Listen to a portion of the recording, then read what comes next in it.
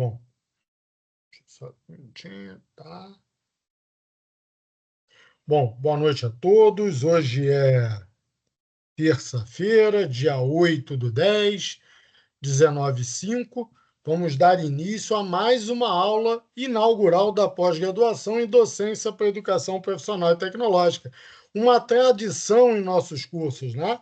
A cada semestre, nós trazemos um profissional com uma vivência e experiência na educação profissional e tecnológica.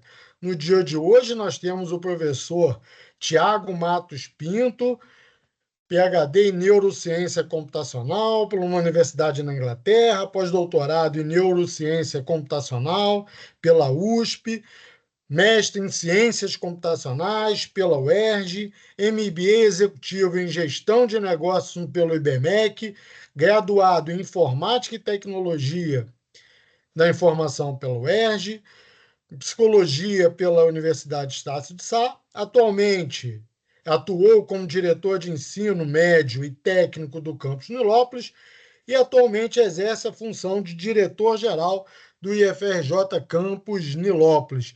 Tiago, gratidão por tê-lo conosco, né? Muito bom, você é um profissional de computação, tem a mesma origem aí, né?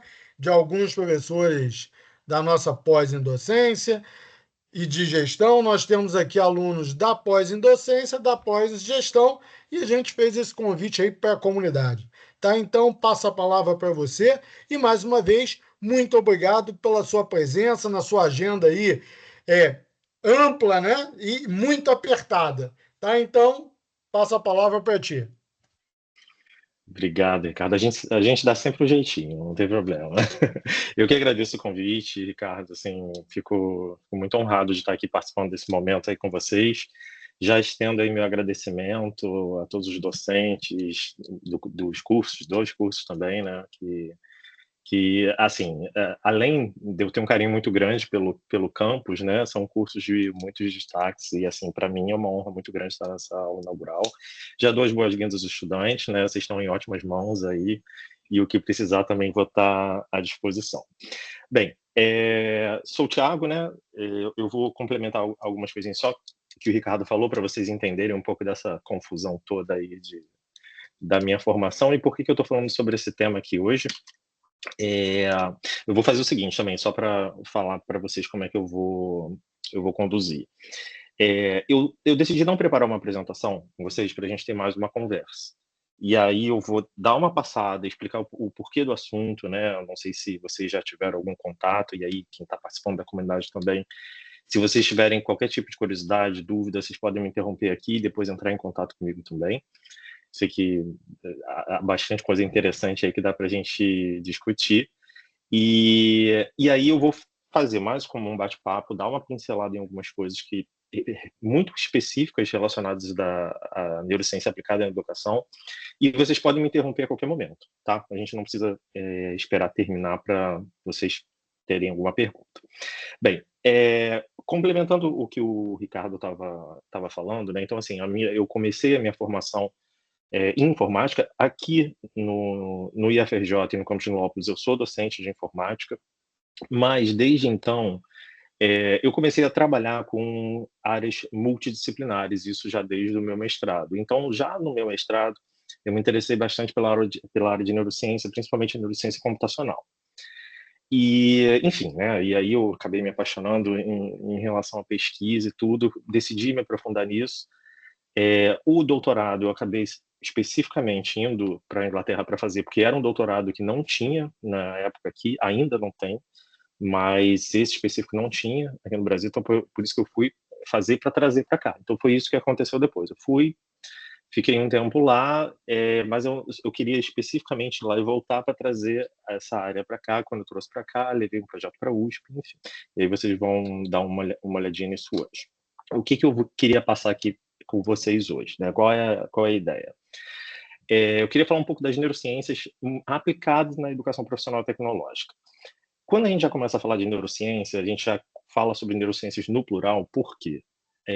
Não há só um tipo de neurociência. A neurociência ela é um campo muito vasto, que pega diversas áreas, E por isso que, assim, se vocês pesquisarem tudo, vocês vão achar até a graduação em neurociências, né? Porque é um mundo aí dentro. Como é que começou isso daí, né? A questão da gente entender o cérebro é um desafio até hoje muito, muito importante, mas muito complexo também. Do que a gente sabe, o que a gente não sabe, né, sobre o cérebro. A gente já sabe toda a estrutura cerebral. A gente sabe exatamente o que funciona em cada lugar,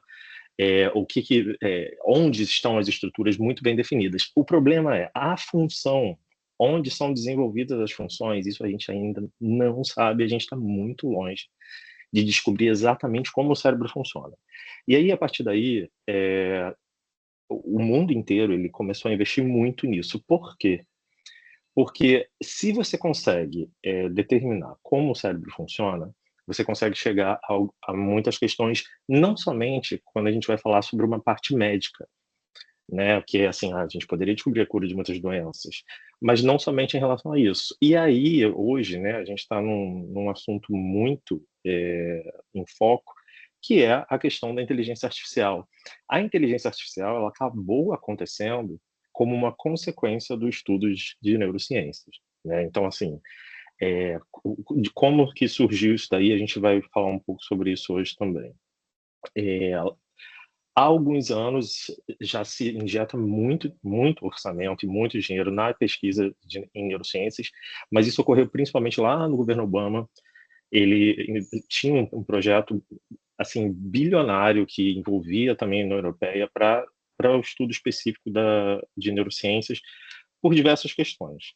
E aí, uma dessas questões era, e aí vocês viram, se vocês repararam até nessa semana saiu um prêmio Nobel muito relacionado a machine learning, né, que é o aprendizado de máquina, que deu todas essas sequências deram também aos estudos de inteligência artificial. Então, nesse período, teve um investimento muito grande, onde também tiveram vários produtos relacionados a isso. Por que eu estou dizendo isso? Uma das questões que está bastante em evidência é a neurociência na educação, né? Então, é uma parte que a gente tem um mundo aí dentro. E o que eu vou trazer aqui para vocês hoje? Falar de algumas coisas. A gente vai falar sobre plasticidade cerebral, depois a gente fala sobre neurociência da memória. O que a gente vai trazer hoje é o que dentro da minha sala de aula, né, e isso seja uma sala de aula presencial ou não, como que a neurociência se aplica e o que eu posso trabalhar ali, e o que a neurociência vai me ajudar em relação ao meu aluno, que é a nossa atividade principal, a nossa preocupação principal, né? O que isso pode contribuir para dentro da minha sala de aula, na minha prática pedagógica, eu possa aplicar conceitos e práticas de neurociências em toda a transmissão do conhecimento. Então, a gente vai falar de neurociência da memória, motivação e emoção, ambiente de aprendizagem. Depois eu passo por uma neurociência da criatividade, a gente fala de avaliação, algumas dificuldades individuais e a gente finaliza com atenção e distração, tá? Então vai ser basicamente isso. Em cada ponto eu vou dar uma introdução, colocar alguns conceitos de neurociência que pode ser que todo mundo não saiba, e aí eu dou alguns exemplos também e como a gente aplicaria isso na prática, tá? A qualquer momento aí, novamente, qualquer momento, se vocês tiverem que me interromper, vocês podem me interromper para perguntar, e aí quem estiver mediando aí só me ajuda, porque eu não estou vendo tudo aqui na tela. Bem, plasticidade cerebral, né? A questão mais fascinante que a gente tem no nosso cérebro é a plasticidade cerebral, e isso para o aprendizado, ele é muito importante, principalmente quando a gente fala de um aprendizado profissional tecnológico. Por quê? A plasticidade cerebral, a neuroplasticidade, ela é a capacidade que o cérebro tem de mudar e se adaptar a novas experiências, informações e lesões. Então, como é que seria isso, né? Se hoje eu abro um livro, né, e vou ler um livro, né, não digo somente de aprendizado, mas o meu cérebro ele vai estar a todo momento mudando durante aquela tarefa, ele vai se adaptando e vai se reestruturando para acomodar aquela informação, inclusive em lesões. Então, por exemplo, não sei se vocês já viram, algumas pessoas que passam por alguns acidentes, que têm algumas partes do cérebro lesionadas, elas podem fazer um treinamento para que desse treinamento ela consiga estimular o que ela tinha naquela região do cérebro em outra região e ela possa recuperar, tá? E aí a gente pode falar assim rapidinho sobre isso. Eu também, né, como o Ricardo falou, também sou psicólogo e trabalho na cura de traumas, né, no momento no trabalho que eu estou na direção geral, então na FRJ dando aula, mas assim, a grande parte da minha pesquisa sempre foi em reprocessamento de traumas e até relacionado ao neurofeedback, que eu vou falar um pouquinho no final. Mas depois, se alguém tiver interesse, a gente pode estender em outros momentos aí para falar sobre isso. Então, assim, essa capacidade que a gente tem do cérebro ele se adaptar, ele passar a informação, se adaptar, é o que a gente chama de plasticidade cerebral. O que significa isso? A gente tem um neurônio que passa uma informação para um próximo neurônio através de pulsos elétricos, né? Essa passagem, ela nunca é constante. Como assim, Thiago? O pulso que passa de um neurônio para o outro, ele pode ser uma intensidade mais forte, como se fosse um choque, vamos supor. Mais forte, menos denso, menos intenso. Então, essa questão da força, né, e aí a gente está falando mesmo de eletricidade, de um neurônio para o outro, de ele nunca ser constante, é o que a gente chama de plasticidade cerebral. E é assim que a gente aprende. Né? Essa inconstância é o que faz a gente aprender. Tá? Então, alguns dados científicos aqui para a gente falar. O hipocampo, que é uma parte no nosso cérebro, ele é muito relacionado à memória e aprendizagem. Para vocês terem uma noção, um dos poucos locais que a gente tem no cérebro onde tem a criação de novos neurônios. Então, Thiago, isso significa que ao longo da minha vida eu crio novos neurônios? Sim. Tem as duas coisas, né? Tanto os neurônios eles vão morrendo ao longo do tempo, principalmente quando a gente vai envelhecendo, mas ainda assim, mesmo quando a gente está mais velho, a gente também tem criação de novos neurônios. E essa criação de novos neurônios, e a gente tem mais ou menos uns 700 neurônios por dia que são criados, ela é fundamental para a gente, para o aprendizado do nosso aluno. Porque a criação dessas células nervosas, ela vai facilitar a retenção de novos conhecimentos, novas habilidades, tá? É o que a gente chama de neurogênese no hipocampo. Uma outra questão que é bem importante é o reforço dessas conexões que eu falei para vocês, né? Então, quando você tem uma nova habilidade que você está aprendendo, ou quando você está lá numa aula prática para um determinado aluno, quanto mais forte for essa sinapse, você tem aumento do número de dendritos, né, que são estruturas para receber esses sinais dos neurônios vizinhos, e isso é uma adaptação do cérebro para realizar uma determinada tarefa, né? Aí uma curiosidade para vocês sabiam que o nosso cérebro ele é bastante moldável, assim como é um músculo do nosso corpo, né? Então, um exemplo bem interessante é que já fizeram alguns estudos com motoristas de táxi em Londres, né?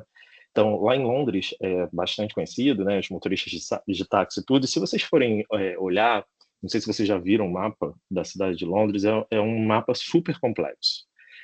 E aí, existem pesquisas que pegaram alguns motoristas de táxi de Londres e eles fizeram a análise do hipocampo desses taxistas, né? O hipocampo ele é responsável por uma memória espacial. O que eles repararam é que o hipocampo de motoristas de táxi em Londres, eles são mais densos do que, por exemplo, o meu hipocampo. O hipocampo de alguém que não seja um taxista em Londres. E o que explica isso, né? Significa que o cérebro deles, ele se reestruturou de uma forma que ele se adaptou às exigências da profissão deles, né? E isso vai acontecer, por que eu estou dizendo isso, né? Se a gente vai pegar um aluno nosso, por exemplo, de um curso técnico, né? E aí se a gente vai olhar para a educação profissional e tecnológica, se a gente pega um aluno de um curso técnico em química, um aluno de um curso técnico em mecânica, ele precisa desenvolver habilidades práticas muito específicas. Com certeza, ele tem a atividade cerebral, principalmente a do seu hipocampo, diferente de um aluno que não fez um curso técnico. E isso é muito interessante a gente parar para pensar que isso pode acontecer, né? Isso mostra como que a nossa própria capacidade de aprendizagem, como o cérebro ele muda com isso, tá? Bem, isso daí eu já passei para vocês. Então, por exemplo, se a gente leva um aluno, a gente pega um exemplo de um aluno para fazer uma análise química complexa em um laboratório, né? Se a gente vai pegar lá uma titulação para determinar a concentração de um ácido e uma amostra, um exemplo. Esse processo especificamente, ele exige, nesse caso, uma precisão motora, um foco e um conhecimento técnico. Então, à medida que o aluno ele vai repetindo aquele procedimento nas aulas práticas, o cérebro ele faz o seguinte, ele fortalece essas conexões responsáveis pelas habilidades específicas e essa repetição torna o processo cada vez mais automático e preciso. Entendeu? É como se ele estivesse desenvolvendo uma memória muscular. É muito quando você vai a uma academia, você vai repetindo uma academia, uma caminhada, uma corrida, você vai repetindo sempre aquela tarefa de forma que você repetindo aquela tarefa, as próximas vezes elas serão diferentes. Você reduz o erro, você aumenta a eficiência, e assim acontece com o cérebro do nosso aluno no seu aprendizado, tá? Bem, isso é a parte que a gente está falando de neuroplasticidade. Uma coisa que eu falei só para reforçar é que a neuroplasticidade ela não é limitada apenas aos jovens, né? Muitas pessoas pensam que só os jovens, né, eles têm essa facilidade de aprender novas habilidades, mas não é verdade, né? Estudos mostram que o cérebro ele pode continuar se adaptando ao longo da vida. Por isso, né, você tem muitas questões de adultos e aí, né, a gente pega aqui, a gente pode ter um público relacionado a isso nesse momento, que desejam mudar de carreira e principalmente entrar em área técnica, ele também pode se beneficiar em plasticidade cerebral. Ah, o que você tem a dizer com isso, Thiago? Significa que você pode ter, depois de adulto, depois de muitos anos, você decide mudar de carreira e você decide entrar para uma área técnica onde você acha, enfim, meu cérebro não está mais disponível, né, para ter essa capacidade, não, ele pode, graças à plasticidade cerebral. Então, assim, fechando essa parte, a plasticidade cerebral ele é um grande aliado no nosso aprendizado quando a gente vai falar de uma educação profissional e tecnológica, tá? Então, esse é um ponto importante. Aí, novamente, se vocês quiserem me interromper em algum momento, fiquem à vontade, tá? Passando para a gente falar de neurociência da memória, né? A gente falou de plasticidade cerebral, que é a nossa capacidade de aprendizado, mas a gente tem uma outra parte da neurociência que é muito relacionada à memória. E a memória propriamente dita, ela tem esse impacto no ensino técnico também. Como? Aí vamos lá. Antes da gente ir para frente, só para a gente dar uma pincelada rápida, a memória ela pode ser dividida em vários tipos, né? Mas se a gente vai falar para fins educacionais propriamente ditos, as memórias mais relevantes são a memória de curto prazo, a memória de trabalho e a memória de longo prazo. A memória de trabalho ela é muito essencial para você processar algumas informações e aplicar ela de forma prática, né? Então, no ensino técnico, por exemplo, em análises químicas, a memória de trabalho é usada para aplicar conceitos ao conduzir experimentos em laboratório, tá? E a consolidação dessa memória, né? A consolidação da memória é o processo pelo qual as informações que elas foram adquiridas, elas são transferidas de uma memória de curto prazo para uma memória de um longo prazo, né? Então você tem vários estudos, por exemplo, e aí com certeza vocês já ouviram falar sobre isso, né? A consolidação da memória, ela ocorre predominantemente durante o sono, né, especialmente quando a gente chama daquele sono REM, né, que vocês já devem ter ouvido falar. Então, assim, há vários estudos sobre isso, né, então tem até um artigo na Nature Neuroscience que ela mostrou o seguinte, que os alunos que eles dormem adequadamente após estudarem, né, então, assim, algumas dicas, né, que alguns alunos até já sabem, né, o aluno, ele estudar e após esse período de estudo, ele dormir, ele consegue lembrar e aplicar muito melhor essas informações que ele aprendeu ao longo do dia ou naquele momento, em comparação àqueles que tiveram privação de sono, né. Então, acredito que você já tenha ouvido falar sobre isso, e é uma grande verdade comprovado cientificamente, você perder noites de sono para estudar não adianta nada. Não adianta realmente nada, porque você não vai consolidar aquela informação, então você não transforma ela num aprendizado como uma pessoa que conseguiu ter um tempo para dormir depois daquele estudo. Então, assim, se o aluno ele consegue ter uma rotina onde ele consiga ter uma rotina de estudos bem programada e ele consiga ter uma rotina de sono programado também, ele com certeza tem um desempenho muito diferente de um aluno que ele não cuida disso, tá? Então, é algo importante também a gente trabalhar dentro da sala de aula e passar isso para os nossos alunos, porque não é uma bobagem ou não é senso comum, é comprovado cientificamente.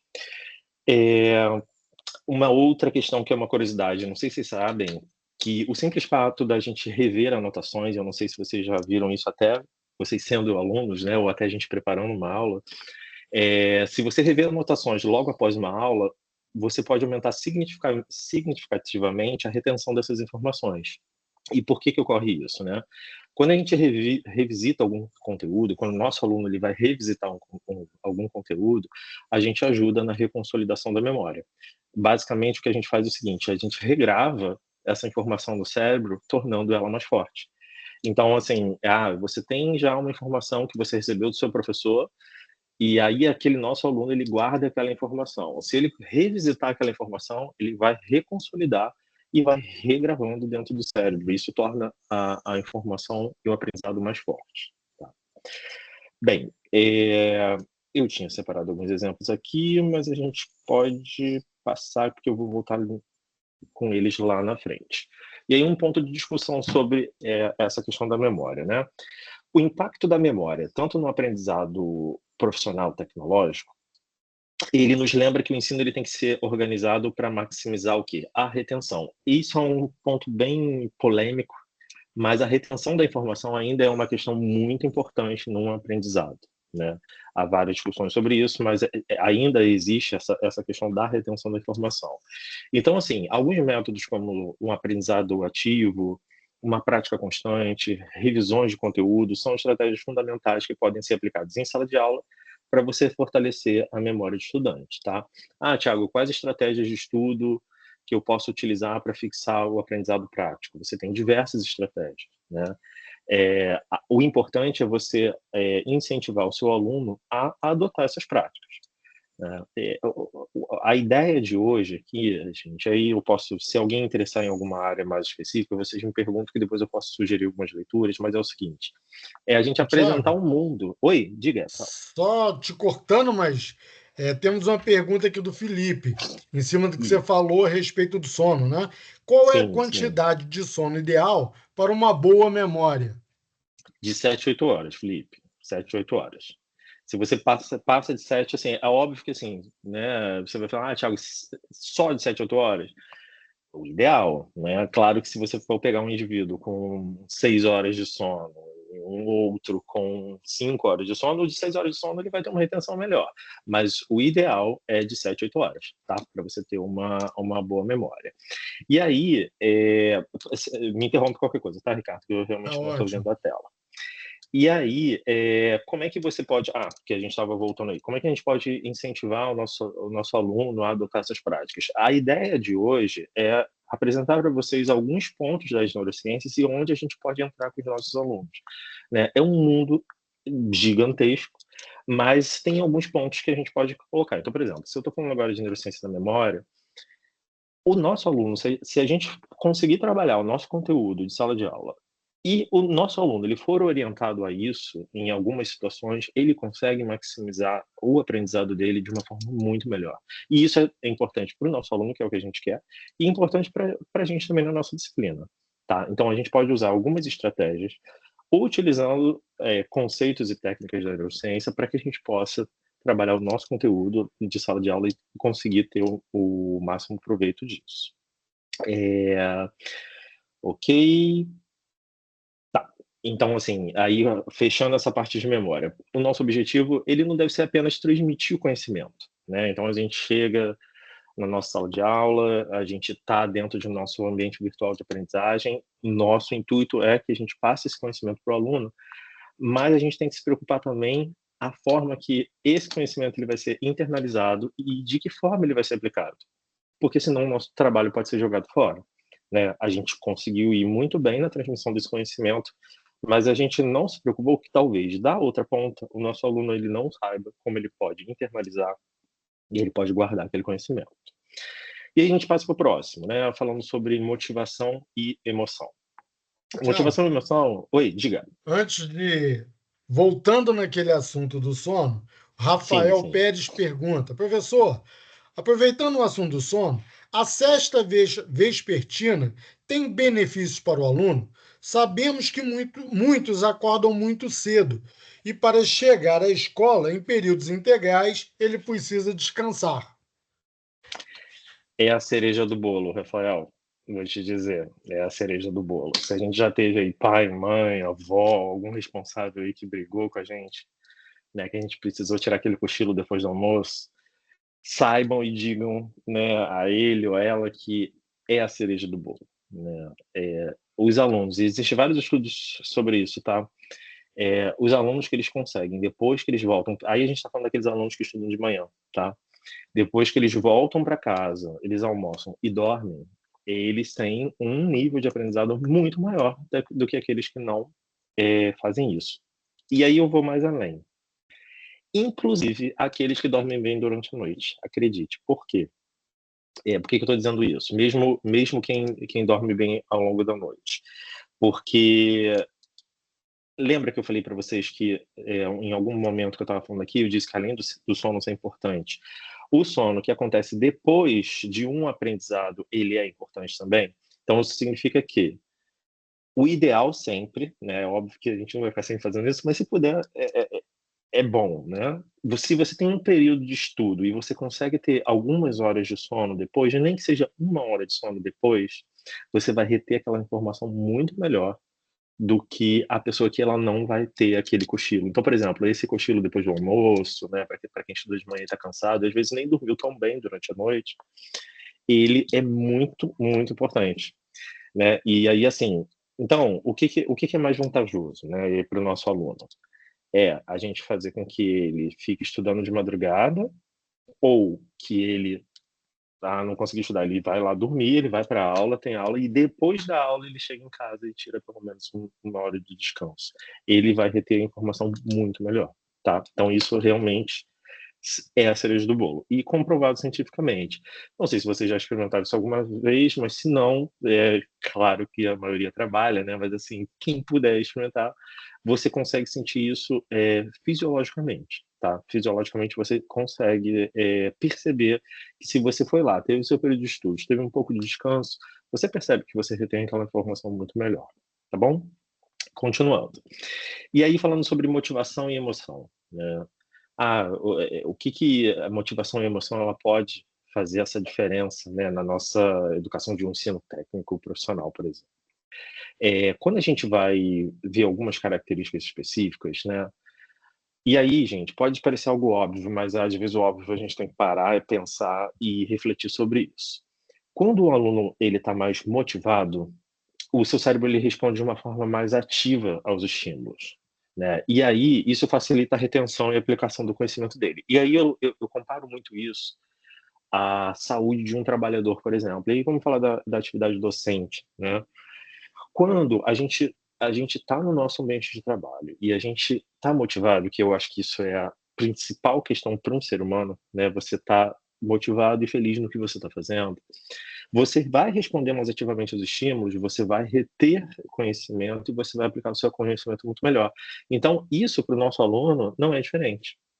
Para o nosso aluno, se ele está num ambiente motivado, ele vai ter uma retenção e uma aplicação do conhecimento dele muito melhor, tá? E aí, se a gente fala especificamente de motivação, ela pode ser dividida em 2 partes, né. Vocês já devem ter ouvido falar, mas eu vou falar aqui para quem não ouviu e para relembrarem, né. A gente tem a motivação intrínseca e a extrínseca, né. A motivação intrínseca, ela ocorre quando o aluno ele se interessa pelo conteúdo por si só, seja por uma curiosidade dele ou por um prazer que ele tem no aprendizado. Já a extrínseca está ligada a fatores externos, como, por exemplo, notas, prêmios, a expectativa de ter um bom emprego, tá. Então, a motivação intrínseca, ela está fortemente relacionada a um aprendizado mais profundo e ao desenvolvimento de algumas competências. A extrínseca, ela pode ser eficaz em curto prazo, mas ela tende a não promover um engajamento duradouro, né. O que que a gente está querendo dizer com isso? Se a gente, vai focar, e aí isso é uma discussão importante, né, em nota, em prêmio ou em alguma expectativa que a gente dá para o nosso aluno, isso é um tipo de motivação? Sim, mas ela pode não ser tão eficiente no que a gente quer, porque ela tende a ser eficaz em o quê? Em um curto prazo. Então, o ideal é que a gente faça com que ele se interesse pelo conteúdo por si só.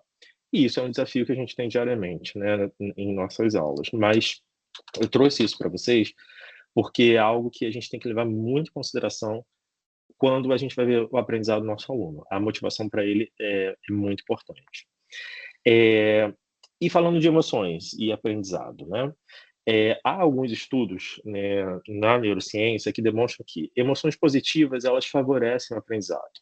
Então, por exemplo, se você tem emoções como um interesse, uma surpresa, uma curiosidade, essas emoções, elas ativam algumas áreas do cérebro relacionadas ao processamento de memória e aprendizagem, como, por exemplo, o hipocampo, que é o que a gente tem falado ao longo dessa aula, né?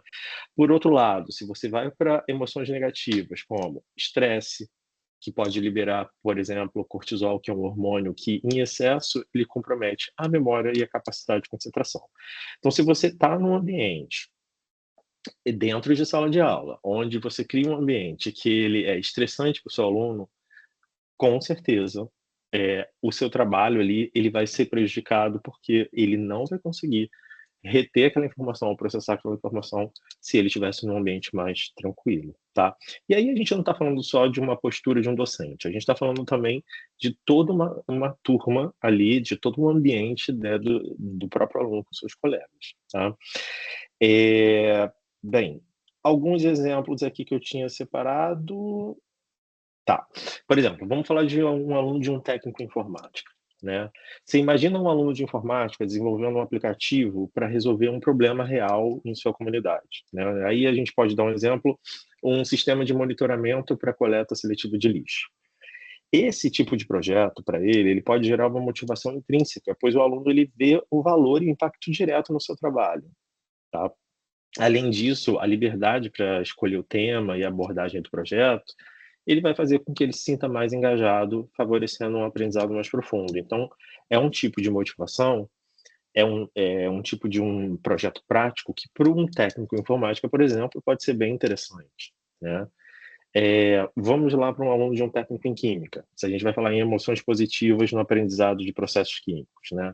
Quando você vai ensinar processos químicos, um exemplo de como emoções positivas podem favorecer o aprendizado é a execução de um experimento que produz um efeito visual interessante, por exemplo. E aí tem algumas, eu não sou químico, né, mas tem algumas reações que elas têm mudança de cor periódica ou algo desse tipo. Esse tipo de atividade, ele gera uma surpresa, gera uma curiosidade, né? Então, são emoções que estão diretamente relacionadas ao aumento de uma atividade neural e à consolidação da memória, favorecendo o aprendizado, tá ok?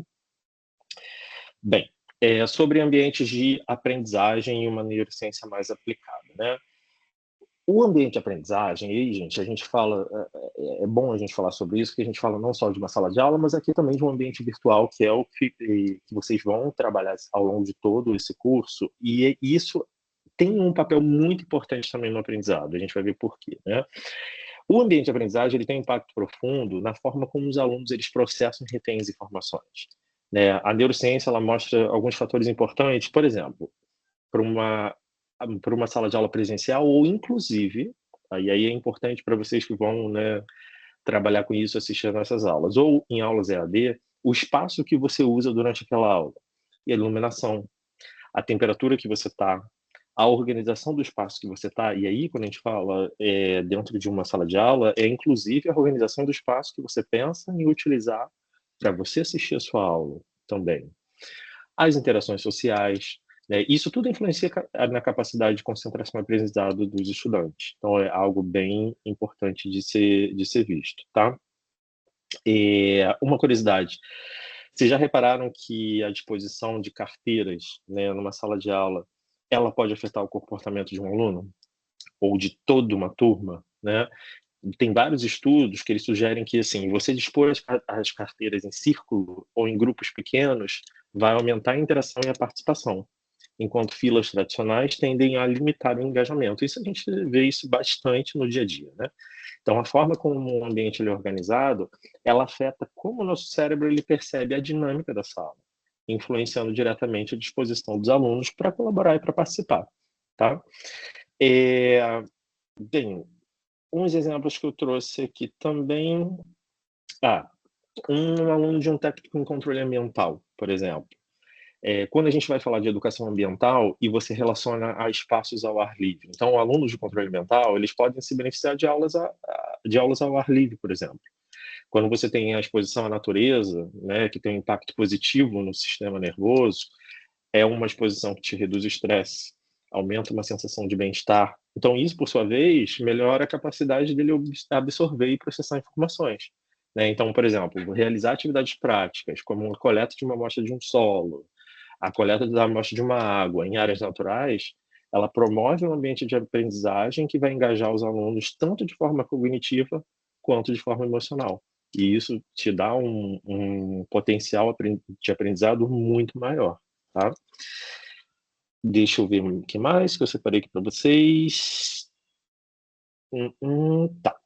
Então, assim, coisas importantes para a gente pensar, né? Os ambientes de aprendizagem, eles são eficazes não apenas porque eles vão te dar um conforto físico, mas também que ele vai estimular a interação social significativa, vai oferecer um contexto adequado para algum tipo de conteúdo, tá? Então, entender como o ambiente afeta o cérebro nos permite criar salas de aulas, laboratórios, espaço ao ar livre, que vão promover um aprendizado mais profundo, tá?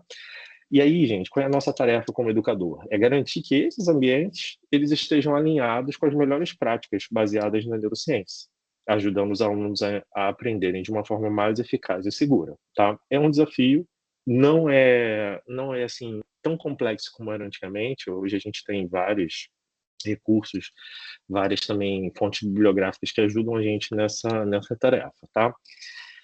Bem, já passando para algumas partes finais, né? Vamos falar de neurociência da criatividade. Isso é algo que é bem interessante, é um tipo de neurociência aplicada na educação que está bem em evidência ultimamente, né?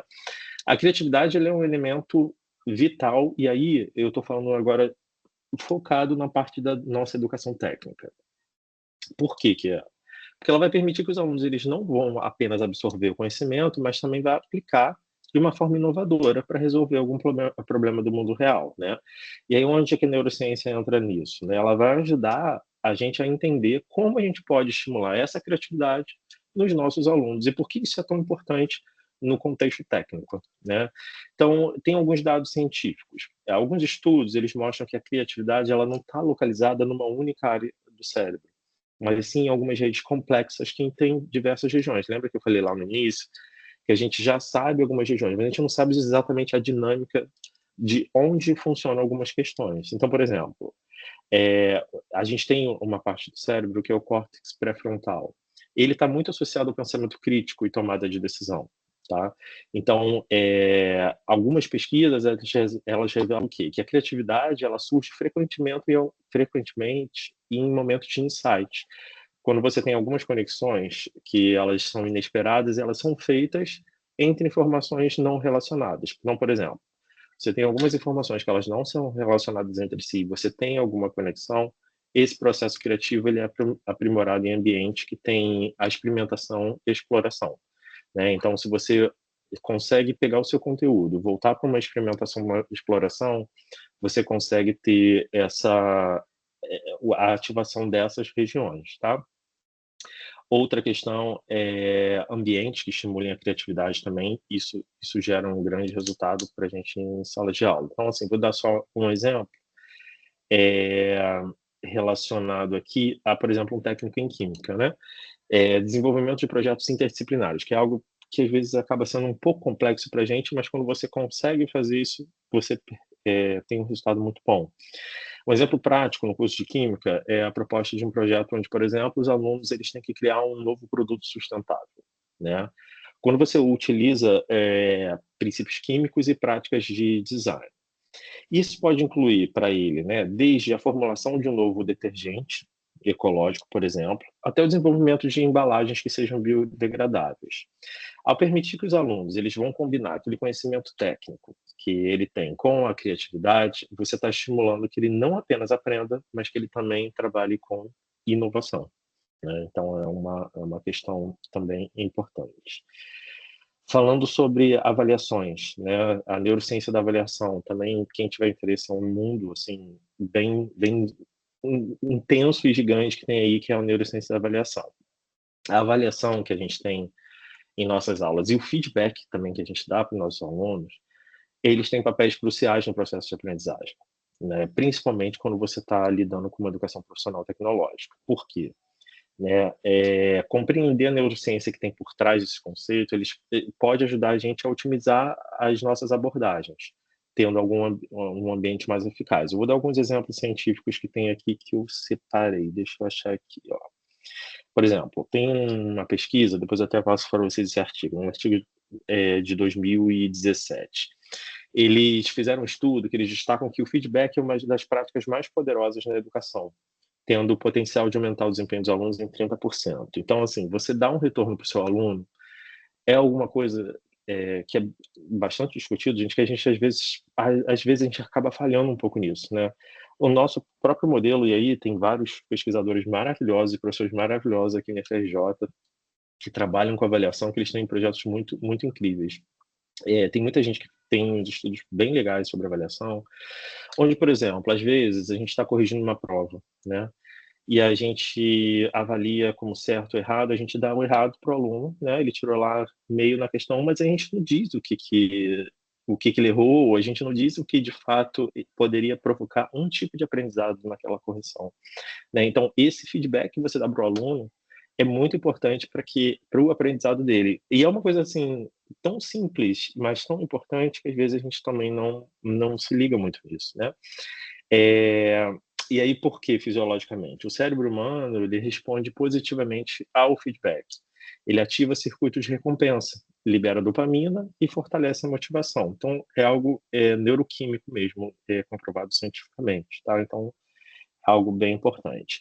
E aí, quem quiser ler mais, lê sobre avaliação formativa e avaliação somativa, que exemplifica muito sobre isso, tá? Bem, essa questão, já dei esse exemplo para vocês. Diferenças individuais no aprendizado. E aí eu queria chamar a atenção nessa parte final, a gente está quase acabando. Mas para mim esse é um dos pontos mais importantes, né? E aí a gente fala de neurociência, mas não só apenas disso. Ô, Thiago, só fazer Diga, te fazer uma pergunta rapidinha, né? claro. Até em cima do que você falou. Então, sim, a utilização da PNL, né? Uhum. Nesses feedbacks, eu vou estimular o meu aluno a permanência e o êxito. O que você pode falar a respeito disso? Até para que esse nosso aluno, que vai estar interagindo, né, com um docente com um aluno do ensino médio, ensino fundamental, e o nosso docente, que vai estar interagindo com esse aluno, faz com que a PNL vai estimular esse povo. Vai sim, porque o que acontece? Quando você vai trabalhar com a PNL, e deixa eu só voltar aqui que eu ouvi um barulho, mas acho que não vai dar. Não, não, é Quando a aluno gente chegando. chegando, tá.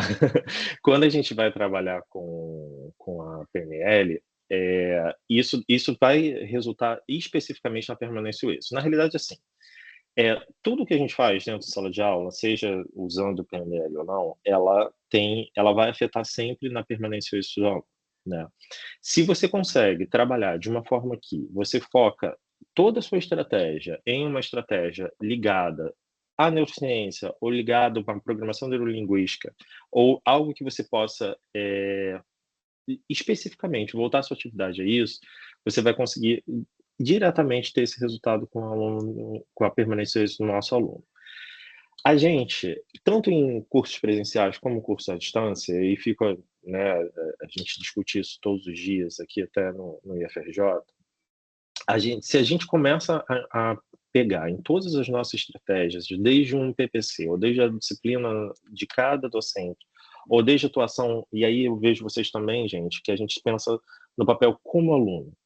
Você conseguindo aplicar diversas questões da programação neurolinguística na sua prática, você consegue ter um resultado de permanência e êxito do aluno que você não imaginaria. Então, por exemplo, o que a gente ia começar a falar agora de diferenças individuais. Qual é o grande desafio nosso, como na nossa prática docente? E também o grande pulo do gato é você tratar o indivíduo de forma diferente do seu colega. E isso, gente, para a gente, como docente, é um trabalho muito complexo, porque dá muito trabalho. Mas se a gente se a gente consegue, se a gente olha para nossa turma de forma que todos são iguais, a gente não consegue o resultado que a gente quer, tanto na nossa aula, nem para o nosso aluno, né. E eu sei que isso é uma fala bem complicada, porque é o que até no campus eu recebo toda hora, desde que eu era diretor de ensino, essa pergunta, né? Mas, Thiago, caramba, é possível a gente fazer essa sala de aula? Gente, é muito complicado, mas é possível, né? Se você consegue dentro da sua sala de aula, na sua limitação, com as suas condições, e aí, gente, a gente precisa de condições de trabalho, de toda uma capacitação, né? Enfim, né? Se a gente consegue ver dentro de uma sala de aula, enxergar cada aluno nosso na sua particularidade, essas diferenças você consegue extrair dele um aprendizado muito interessante. E aí, quando a gente fala sobre isso, a gente está falando não só de neurociência, mas principalmente também das questões de os alunos com necessidades específicas, né? Então, Thiago, do que você está falando? Eu, Thiago, aprendo totalmente diferente do que o Ricardo aprende. Totalmente. Isso significa que dentro de uma sala de aula, o que o meu professor vai me passar, eu vou aprender de uma forma, Ricardo vai aprender de outra, sim. Isso significa que a gente vai reter informação, a gente vai aprender de forma diferente? Vai. Tem como aquele professor me ensinar de forma que eu aprenda mais e que o Ricardo aprenda mais? Tem. É um desafio enorme. E aí, quando a gente fala em avaliação, é algo muito mais interessante. Então, assim, onde que eu quero chegar? As diferenças individuais a forma da gente ensinar, ela perpassa por diversas situações. A forma do nosso aluno aprender também. Então, o grande desafio que a gente às vezes tem na minha técnica que eu estou utilizando, a forma que eu posso passar melhor essa informação e a forma que eu posso avaliar melhor o meu aluno, né? O avanço que eu vou ter, né, assim, para a gente já finalizar aí, o avanço que eu vou ter naquele aprendizado específico, eu vou chegar a algum lugar que vai ser diferente do que o Lindney vai chegar, do que o Daniel vai chegar, do que o Ricardo vai chegar. Mas essa forma de ser avaliada, para mim, eu posso ter um impacto maior ou melhor. Thiago, o que você está dizendo? Estou dizendo que, assim, se eu ensino lá que 2 mais 2 é 4, a forma que eu vou avaliar se eu aprendi tão bem quanto o Ricardo, ela pode ser diferente mesmo sendo numa ciência exata. E aí a neurociência ela entra nessas diversas questões quando a gente vai falar sobre diferenças individuais. Dar alguns conceitos para vocês, né? Quando a gente fala de diferença individual, a gente diz que a gente tem características únicas de cada aluno. Cada aluno tem um estilo de aprendizado, tem uma habilidade cognitiva diferente, tem preferência sensorial diferente, e tudo isso afeta a maneira como cada um aprende, tá? A gente tem, por exemplo, deixa eu botar uma curiosidade para vocês. Vocês sabiam que muitos indivíduos que são disléxicos, eles se destacam em profissões que envolvem pensamento visual espacial? Esse perfil é muito comum, por exemplo, em engenheiros, arquitetos, em técnicos. Eles mostram que as diferenças cognitivas elas podem ser grandes aliadas em áreas específicas. Então, alguns exemplos sobre isso para vocês. A gente vai falar sobre um técnico em informática, né?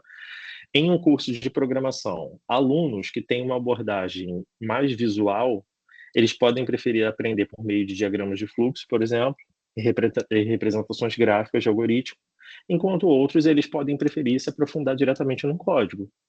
E essa diferença de perfil, ela pode ser usada para adaptar atividades e melhorar o engajamento de todos.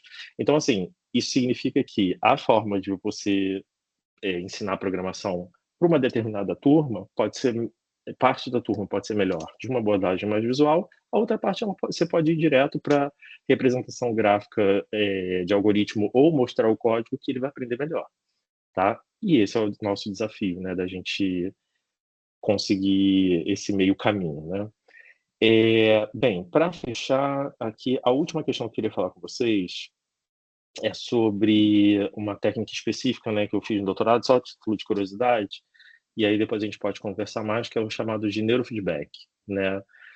O neurofeedback, ele é uma ferramenta que vem sendo utilizada na educação também, né? O neurofeedback ele surgiu, só para a gente finalizar aí, o que é o neurofeedback? Ele é um aparelho de eletrocefalograma, ele mede as atividades cerebrais, mede as ondas cerebrais de um indivíduo, e você consegue ir monitorando essas ondas por diferentes frequências, né? Como é que funciona isso? Você coloca uma touca com os eletrodos, é um aparelho de eletroencefalograma normal, você consegue fazer o mapeamento do cérebro do indivíduo. O que eu fiz relacionado à parte de pesquisa é muito mais voltado para a psicologia, né? Não é voltado para a educação, voltado para tratamento de TDAH, de autismo e tudo mais.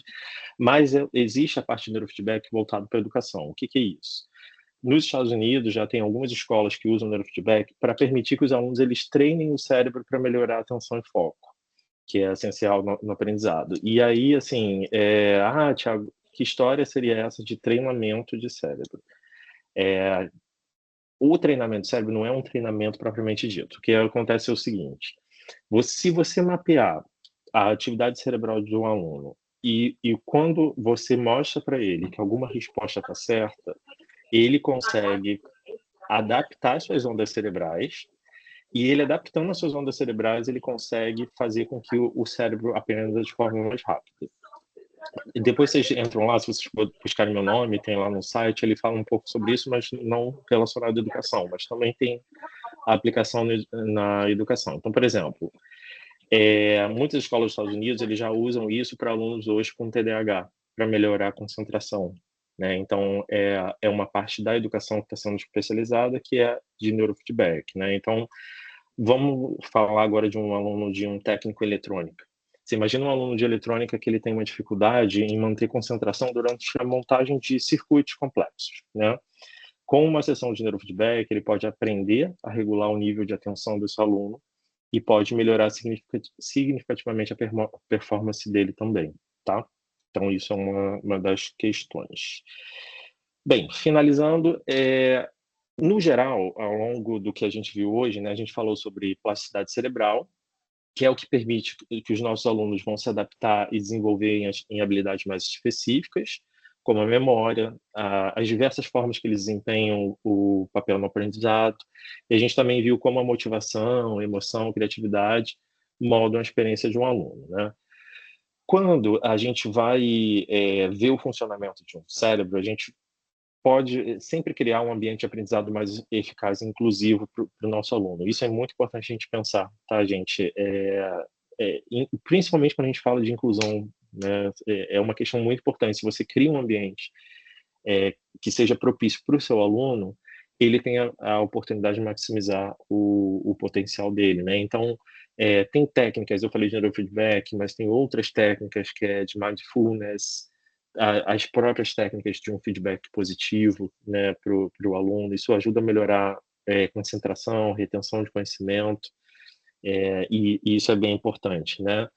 E uma outra questão que eu queria deixar aqui: a educação técnica, ela não é apenas um aprendizado de habilidades práticas, mas a formação de um indivíduo que é capaz de inovar, solucionar problemas, se adaptar a um mundo que está sempre em mudança. Então, assim, a neurociência, ela oferece para a gente um mapa para a gente poder entender como esse processo de aprendizagem do aluno acontece e o que a gente pode fazer para otimizar cada etapa, para preparar o nosso aluno para o futuro, e não somente as habilidades que são práticas, tá?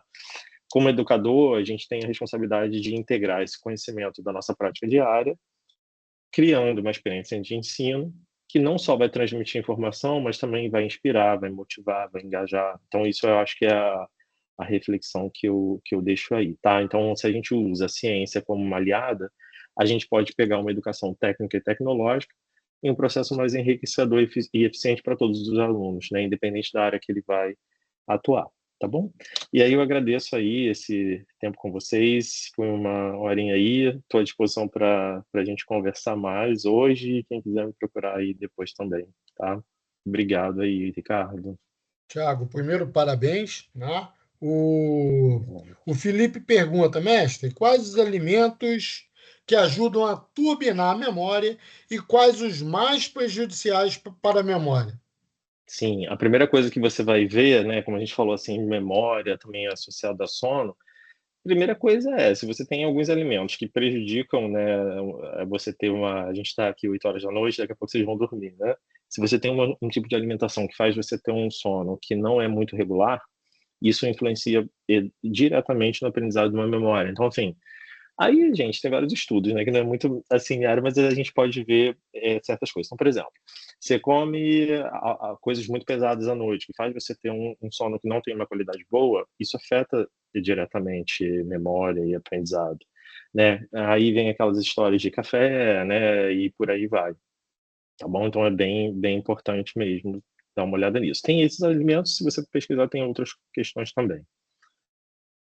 O Vital pergunta: a queda de dopamina ao longo dos anos, a partir da adolescência, gera dispersão de energia, desânimo.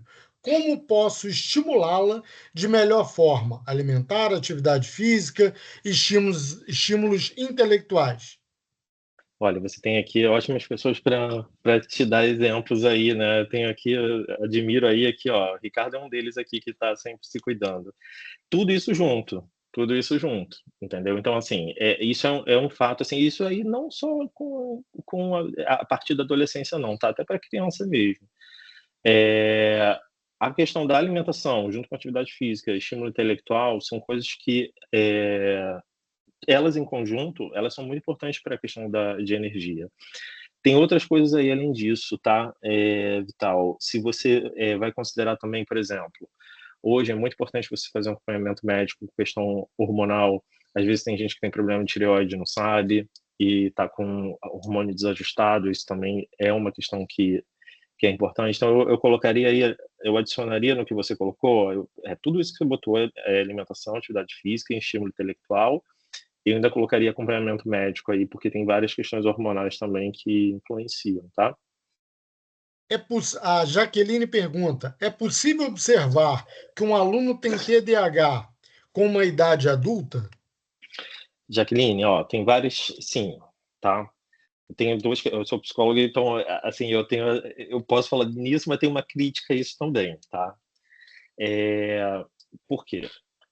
Eu acho assim, você tem como identificar, primeiro, tem várias formas de você identificar, mas eu queria deixar claro, mesmo psicólogos e tudo, quem pode identificar isso, mesmo a gente tem sala de aula, a gente tem uma tendência bem grande hoje em dia de certos rótulos, e aí eu não estou falando especificamente de você, Jaqueline, ou de pessoa A, B, C ou D. A gente acaba tendo essa tendência hoje, até quando a gente discute educação dentro de sala de aula. Qual é a minha crítica em relação a isso, né? A gente pode observar. Eu tentaria sempre me distanciar em relação a isso. Eu olharia para o meu aluno de uma forma de o que ele está precisando e qual a deficiência que ele tem ali naquele momento, independente do que ele venha a ter. Se é um TDAH, se ele tem algum autismo, se ele está passando por alguma coisa, eu deixaria isso para um médico ver, que é o único que pode dar um diagnóstico sobre qualquer tipo de transtorno, e eu olharia para ele como um indivíduo. O que eu estou querendo dizer em relação a isso? Se você observa que ele tem questões de desatenção dentro de sala de aula, eu posso conversar com ele ou tentar na minha prática saber como eu posso ajudá-lo, mas não necessariamente da gente tentar rotular e tudo mais, ou também ajudar, olha, procure um médico para dar uma olhada. Especificamente com o que eu trabalho, existe também a questão do neurofeedback, né, hoje, através de eletroencefalograma, você pode identificar também se uma pessoa tem TDAH. Ainda que eu possa identificar, eu fujo muito disso, tá? Porque eu acho que a gente já começa ali condenando a pessoa e eu acho que talvez não tenha resultados bons, tá? Nós vamos. O Fábio Gomes levantou a mão, né? Tanto o Fábio Gomes quanto o Rafael, e depois tem mais duas perguntas. Fábio, com a palavra, por favor. Boa noite, pessoal. Estão me ouvindo? Sim, Sim. Então, né? Então, primeiramente, Tiago, muito obrigado. Sua fala, sua palestra, né? O seu bate-papo, como você disse no início, foi extremamente instrutivo e didático, muito inspirador, com várias ideias aí úteis para a sala de aula. Quase no final, você citou, porque eu tive um problema aqui na casa e aí eu não peguei. Você acha que você citou um site sobre neurofeedback? Acho que foi alguma coisa assim que dava para a gente pesquisar sobre alunos com TDAH.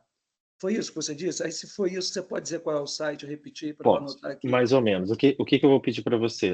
Que bom, Fábio. E aí, se você quiser conversar comigo depois, o que eu disse é o seguinte: eu tenho o meu site pessoal, se você botar meu nome completo, tem um site pessoal bem simples, mas lá tem todos os meus contatos. Você pode até mandar mensagem no meu celular lá também. E tem uma página especificamente que fala de neurofeedback, essa página ela fala muito mais voltado para psicologia e para tratamentos de trauma, que não é bem o que a gente colocou aqui. Mas você consegue ler, entender mais ou menos o que é aquilo, e aí depois você pode conversar comigo. Eu tenho vários materiais assim, que eu posso te mandar especificamente relacionado à educação. Tá? Dá uma Qual olhadinha é lá, o e nome aí da sua página? eu vou botar aqui, ó, vou botar aqui no chat, tá? Tá E ótimo. aí, você depois tem lá meu telefone também, você pode mandar uma mensagem, e aí eu compartilho com vocês aí as informações também, tá? Tem bastante coisa legal aí, a gente pode trocar uma ideia. Tá ótimo, muito obrigado, parabéns, tá? Obrigado mesmo. Obrigado você, Fábio. Obrigado, Fábio, pela presença. O Fábio é o nosso coordenador da COTP, né? Então, Que bom, Fábio. excelente a presença dele. Então vamos Obrigado, lá, faz uma Ricardo. Rafael visita para Pérez. mim. Vou fazer uma visita a você em Paula de Fronten também. A gente senta para Valeu, conversar aí. Tem Thiago. várias coisas Obrigadão. legais. Obrigadão. Rafael Pérez, sua pergunta, por favor. Seu microfone está fechado.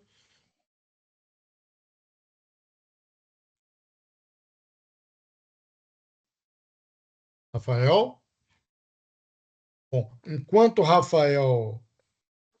Oi, Pode falar, Rafael. consegui falar, perdão, eu estou com dificuldade aqui tecnológica para acionar o microfone. Boa noite a todos, boa noite, professor Tiago, obrigado também pelas palavras, né, pela conversa que tem sido bastante instrutiva. Eu tinha uma pergunta que, de certa forma, foi sanada pela colega Jaqueline, falando sobre a identificação de problema do aluno quando ele tem, por exemplo, um TDAH, mas a minha pergunta estava mais relacionada à questão de preparação do ambiente escolar, uma vez que eu entendo que a programação neurolinguística ela usa esse recurso para você conseguir tornar a aula mais convidativa para o aluno e, de certa forma, como o próprio professor colocou, trazendo o interesse intrínseco do aluno de acordo com a conversa preparatória. Então, eu queria perguntar se há uma forma de a gente preparar o aluno antes de entrar na sala de aula, de alguma forma, para que ele já entre com uma certa motivação. Que uma vez que ele esteja na sala, é nossa função de trazer essa motivação através de exercícios, enfim, trabalhos, fazer com que eles se motivem mais. Mas antes mesmo da aula, por exemplo, numa aula de matemática, muitos alunos já chegam com aquele pensamento, né, de que matemática é muito difícil, é muito complicado, então já chegam com uma certa repulsa. Então, de que forma, antes da aula, ou do início, né, de um período letivo, algo assim, eu poderia fazer com que o aluno se destacasse nesse sentido e também pediria referências, mas o professor também colocou a sua página aqui à disposição. Então, me atenho à sua pergunta. Muito obrigado, hein? Eu que agradeço, Rafael. Excelente pergunta. Sobre a referência, você me manda depois que eu te passo, tá? Sobre essa pergunta, a sua pergunta é excelente. Eu vou te dar assim, uma visão mesmo pessoal minha, o que eu geralmente faço, isso tanto em sala de aula ou até na direção do campus de Nilópolis, né? O que eu, assim, eu aconselho a fazer na minha experiência, né, que tem. Se você consegue, na sua primeira aula, né, e a gente faz isso muito, eu procuro fazer bastante isso no acolhimento dos alunos, né, quando eles ingressam, é o que a gente está fazendo aqui agora, né, na nossa aula inaugural. Ou quando eu tenho meu primeiro contato, e aí eu usaria meu primeiro contato com o aluno, ou com o responsável de um aluno, se você está tratando com alunos de ensino técnico de nível médio. Nesse primeiro contato, você cria um ambiente de conversa. E aí o aluno ele não precisa saber necessariamente que você está tentando identificar o que eu vou falar aqui para vocês. Mas se você consegue, na primeira conversa, na sua primeira aula, no seu primeiro contato, dar abertura para aquele aluno, né, ele expressar a dificuldade que ele tem, ou o medo, os medos que ele tem, ou as questões também pessoais ou até psicológicas, enfim, que ele tem na sua primeira aula, você consegue traçar a tua estratégia para o longo do período. Por que eu estou dizendo isso? E aí, vamos lá. Claro que cada um tem suas especificidades, mas vamos ir direto em coisas bem sérias, né? Se no seu primeiro contato você abre essa possibilidade aí, né, em muitas escolas, eu digo pelo instituto, mas nem nas escolas que vocês trabalham em geral também vai ter. Mas, por exemplo, né, a grande maioria tem os NAPNs, né? A gente tem um trabalho muito interessante com o NAPN em Ópolis, que no nosso primeiro encontro a gente traz todo o NAPN para ter uma conversa com todos os alunos. E ali a gente já dá a possibilidade dele procurar, por exemplo, hoje em dia, gente, e eu vejo isso, que vocês tenho certeza que vocês trabalham isso diariamente. O que a gente recebe de alunos com déficit de atenção, com autismo, com deficiência intelectual, é um número muito grande. Se você consegue, no primeiro contato, colocar esse aluno em total condição dele ter essa assistência, você já consegue, na sua aula, criar esse ambiente para isso. Então, por exemplo, se você sabe que na sua turma você vai ter um aluno autista, você já consegue se preparar para que, a partir desde a primeira aula, você consiga deixar esse ambiente adequado para que esse aluno possa aprender. E não só esse aluno, mas que a turma vai ter que ter uma certa dinâmica para que toda aquela turma consiga aprender. Então, assim, essa questão do preparo, Rafael, que você colocou, é uma questão bem importante. É claro que eu trouxe aqui algumas questões específicas, né? Mas eu não estou dizendo só disso, né? Tem gente que tem algumas questões importantes que não pode estar num ambiente de muito falatório e que a pessoa não consegue aprender. Tudo isso tem que ser considerado. Então, se você, eu pegaria o primeiro momento para identificar isso ao longo da minha turma, e aí é um papo mesmo com nossos alunos, e ali você já consegue perceber que tipo de ambiente você pode ter para a sua aula, entendeu? Então, ficaria essa dica aí. Tiago, vamos lá, temos mais tempo aí? Vamos lá. Tá. Peraí. A Aline pergunta: dentro das técnicas de estudo, exemplo Pomodoro, né, que é gestão do tempo, qual é considerado mais eficaz na absorção do conhecimento? Bem, não tem uma especificamente mais eficaz, não, Aline. Isso vai depender muito de aluno para aluno. Eu posso depois ver se acho alguns estudos em relação a isso, mas isso varia muito de aluno para aluno. Tá, então assim, tem gente que vai se adaptar bem com essa técnica, tem gente que se adapta bem com outras. Eu acho que dei até um exemplo, um da aula que eu não me lembro de cabeça, com questões diferentes que as pessoas vão aprender de uma forma diferente. Então você vai identificar muito isso no dia a dia com o seu aluno. Ótimo. O Vidal pergunta: já houve concurso público nos institutos federais ou afins para neuropsicopedagogo ou neuropsicopedagogia? É apenas ou a neuropsicopedagogia é apenas vista como uma ferramenta de uma pós? De uma pós, Vital. Acho que assim, você diz uma carreira específica para um neuropsicopedagogo dentro do instituto, como técnico administrativo, que você diz? É isso, Vidal?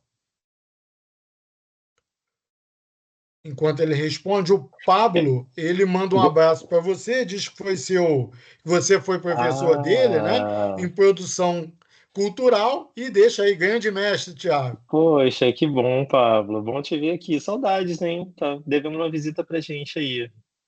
Que bom ver você aqui, que bom. Parabéns, hein? Deixa eu só voltar aqui, Vidal. Eu vou dizer especificamente o seguinte, olha. Tanto que quando a gente vai para um. É bom você falar isso da neuropsicopedagogia. A neuropsicopedagogia é uma especialização de fato, tá? É, e aí, por que estou dizendo isso? Você vai ter tanto uma carreira, né? Ou você vai dentro do Instituto Federal. Você vai ter lá um profissional que é um pedagogo e ele pode ter sua especialização em neuropsicopedagogia, mas ele tem toda a sua característica base como pedagogo e sua atuação também, tá? Assim como você pode ter um psicólogo em relação a isso. O que eu estou querendo dizer? Estou querendo dizer que são dois profissionais que vão ser diferentes, que vão ter um olhar da neuropsicopedagogia. Então, você não vai ter, eu acho que eu entendi sua pergunta, um cargo específico para neuropsicopedagogia, porque não seria ali a profissão propriamente dita, é uma especialização de fato. Tá, você vai ter o profissional que é o pedagogo, ele vai ter lá a sua especialização na neuropsicopedagogia, todo o seu olhar em relação a isso, mas você vai ter também um psicólogo que tem uma outra área de abrangência também voltada a isso, tá? Tá, ele disse que é isso mesmo, né? Então a pergunta é essa. A Jaqueline diz: sou farmacêutica e tenho visto muitos diagnósticos precoces e tardios a esse respeito. E fico um pouco apreensiva, né? Acho que ela fala a respeito do TDAH, pois vejo muitas prescrições de Ritalina sem muito cuidado, além de pessoas querendo se automedicar para melhorar a memória. Eu vou fazer um comentário rapidinho sobre isso, Jaqueline. Tem profissionais diversos que têm diversas visões também, tá? E aí eu respeito todas, né? Eu, particularmente, não gosto muito também de rotular, acho que tem muito essa tendência mesmo. O que eu acho importante aí, né? E aí falando tanto da nossa parte como educador, ou também de um profissional de saúde. O importante é você olhar para o seu aluno ou para o indivíduo e saber o seguinte: o sofrimento é a pior coisa que tem. Se aquela pessoa está sofrendo, isso tem que ser levado em consideração. Como isso vai ser resolvido? E aí tem diversas vertentes que eu acho que a pessoa tem que procurar. Então, por exemplo, se você está em sofrimento, se o seu filho está em sofrimento, o seu aluno está em sofrimento, você indicá-lo a procurar uma ajuda médica é super válido, né? Agora, concordo com você que, e aí fica a nossa crítica aí à sociedade em geral e o nosso olhar como educador. Tem muitas famílias que acabam confundindo um pouco a situação de meu filho tem dificuldade para aprender, então eu vou lá levar ao médico porque provavelmente ele tem um déficit de aprendizado. A gente tem que entender que as pessoas aprendem de forma diferente. E às vezes tem muitas famílias que não têm muito essa paciência, né, e recorrem diretamente a algum tratamento porque acha que aquilo vai ser melhor. Realmente vai eliminar um sofrimento de um aluno e de uma família, que esse que é o principal. Ali, às vezes, está sendo olhado o sofrimento da família e não do aluno, por uma cobrança excessiva e acaba sendo mais prejudicial. Mas, assim, o médico tem que ter um olhar sobre isso, mas há uma grande tendência hoje em dia que realmente é algo que eu também não gosto muito, tá? Pessoal, nós vamos fazer o seguinte: nós temos mais duas perguntas e o Tiago já deixou o site dele e lá tem o e-mail dele também. Então vamos fazer essas duas perguntas, Sim. né, para que o Tiago possa responder e para que depois todos possam descansar, né? Porque já vimos que o descanso contribui muito para o processo ensino-aprendizagem. Bom, a Nádia, né, faz a seguinte pergunta: boa noite. Professor, gostaria de saber um pouco mais sobre a questão da criatividade e qual a relação das experiências artísticas com a capacidade de leitura crítica e criativa. Isso, Nádia, foi o que eu estava falando bastante naquela parte ali de criatividade. Então, assim, se você consegue, né? A parte de criatividade alguém tinha me feito uma pergunta: quais são as melhores formas de aprender? Se você tem uma forma de aprendizado que não é objetiva, e aí a gente fala especificamente de um aprendizado criativo, é muito mais eficaz do que, por exemplo, você ensinar alguma fórmula matemática ali muito exata para um aluno, né? E aí o porquê eu falei ao longo da aula, o porquê relacionado a isso. Quando você usa a criatividade, você está trabalhando com diversas áreas do cérebro e diversas funções do cérebro. Isso daí faz com que o aprendizado ele seja mais, entre aspas, sólido, né? Então, se você está utilizando a criatividade em qualquer tipo de conteúdo, né, você com certeza vai ter um resultado muito melhor do que um outro tipo de aprendizado. Eu não lembro agora de cabeça, mas eu acho que depois eu vou tentar achar alguns artigos que falam sobre isso para te mandar. Depois você me manda. Eu realmente vou ter que ter um tempinho para pesquisar sobre isso, porque eu já vi alguns artigos bem interessantes para você dar uma olhada. Você me manda que eu passo para você. Tá, vamos lá. Temos mais uma aqui. Como docente, temos maneiras de aplicar exercícios que favoreçam a memória e a atenção, mesmo de maneira virtual, aulas EAD? Sim, sim. Então, há várias e várias técnicas de memória e atenção, tá?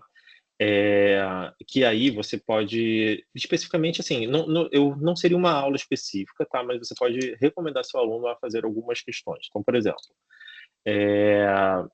uma questão que parece ser boba, mas é super importante não somente para a parte educacional, mas também para a parte emocional, é meditação, né? Se você incentivar seu aluno a adotar práticas de meditação, Isso é muito importante para ele, porque a meditação é algo que ela é muito imediata, né? Então, assim, imediata no quê? No aprendizado e também numa questão psicológica, né? Então, enfim, tem várias técnicas de meditação que vocês podem achar na internet, mas se você está por um nível de estresse, por exemplo, você está muito nervoso, você pega e vai meditar naquele momento, e isso é o sistema nervoso parasimpático. Você, com certeza, na hora, depois de umas 10 repetições, você consegue entrar num estágio de relaxamento.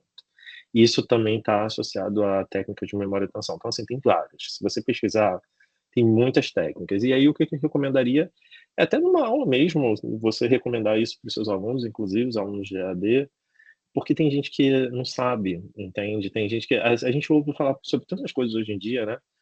E tem gente que realmente não sabe. Então, se você pode dar, às vezes, esse toque para o seu aluno, isso faz muita diferença. Tiago, mais uma vez, muito obrigado, né? Quero te agradecer imensamente por estar conosco. Já fica aí um convite para uma próxima oportunidade, porque a temática é extremamente relevante, principalmente diante do dia a dia, onde tudo parece acontecer muito rápido, né? Então você trouxe aí questões que eu vivo no dia a dia, né? Então, a meditação. Então, quem olha para o Knipe há 8 anos atrás, viu um Knipe totalmente diferente. Então, a cada dia a gente precisa buscar crescer como pessoa, como profissional. Eu acho que a sua palestra, sua aula inaugural, ela traz questões e reflexões que não só o aluno, né, mas que todos merecem refletir no dia a dia, né? Para que a gente cresça.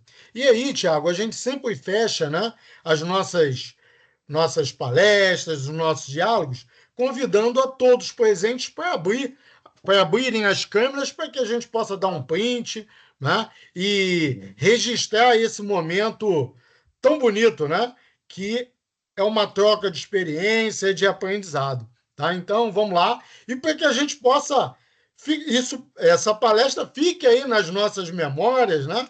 Para que a gente cresça a cada dia. Tá? Então, quem puder abrir as câmeras aí, olha lá. E é bom ver meus alunos, né? Tem aí Jaqueline, Rafael, Felipe, sim, muita gente boa, né? Então vamos lá, pessoal, vamos abrir as câmeras para a gente dar um print. Ótimo. E depois, né, as informações, os links que o Tiago puder me encaminhar, eu coloco lá na sala virtual, vou estar colocando o teu site também, tá certo? Vamos dar aquele sorriso. Daniel penteou o cabelo aí, meu amigo? Então vamos lá, daquele print.